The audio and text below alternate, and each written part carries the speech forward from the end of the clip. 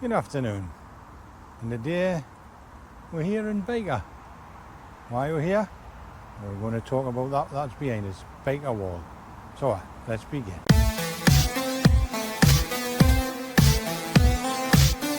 In a city the size of Newcastle, it's a fairly obvious observation that people who live in slum are different race, have different values and different aspirations. One result of slum clearance is the movement of people over great distances, and this has devastating effects on social groups that have built up over the years. But one might argue that this is a good thing when we are dealing with people who have no initiative or civil pride.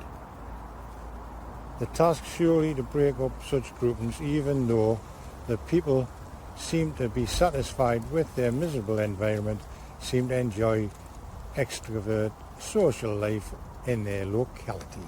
The BYKER Wall is a long, unbroken block of 620 maisonettes in the district of BYKER of Newcastle. They were designed by Ralph Erskine and constructed in the 1970s. The wall is just part of the estate, which covers roughly 200 acres. The wall, along with the low-rise dwellings built to the south, replaced Victorian slum tourist housing. There were nearly 1,200 houses on the BYKER estate. They were condemned as unfit for human habitation in 1953 and demolition began in 1966.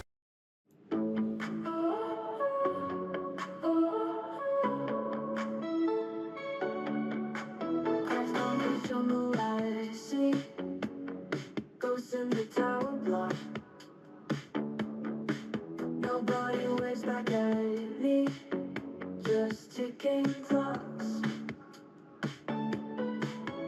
They promised a future, shiny and new.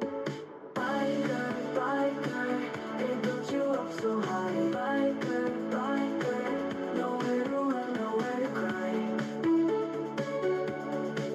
Washing hands up in the breeze, another great day. Memories stay if you please, then blow away. They promise connection, help in hand. BYKER, BYKER, they built you up so high. BYKER, BYKER, nowhere to run, nowhere to cry.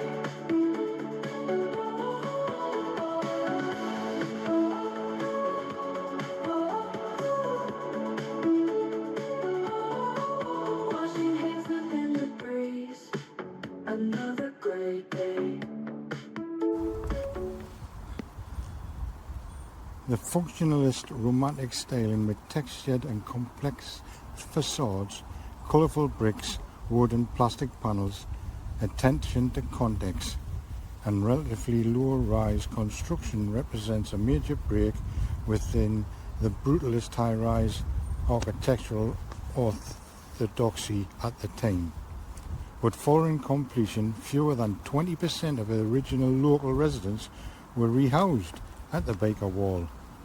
And in January 2007, the estate became a Grade 2 listed building. The entrance between Erskine Estates, new characteristics by security doors and intercoms, is so different from the narrow streets and the back-to-back of the old BYKER. The biggest contrast, however, is not the architectural, but the sense of loneliness and dislocation faced by the residents. These included asylum seekers uprooted from their own communities. Yes, there was poverty with the old residents, but there was also a togetherness. You know, the kids playing in the streets, and singing along and that at the pubs. It's a big social group. And what defines the new BYKER and the BYKER Wall is the isolation, the loneliness. And it's completely done the opposite of what it was supposed to do. So you got the residents now face a lonely existence and they've got to get by. I hope you enjoyed that little video. If you did, don't forget, hit that subscribe button, give this video a thumbs up, hit that notification bell for future videos, and we'll see you on the next video. Thanks for watching.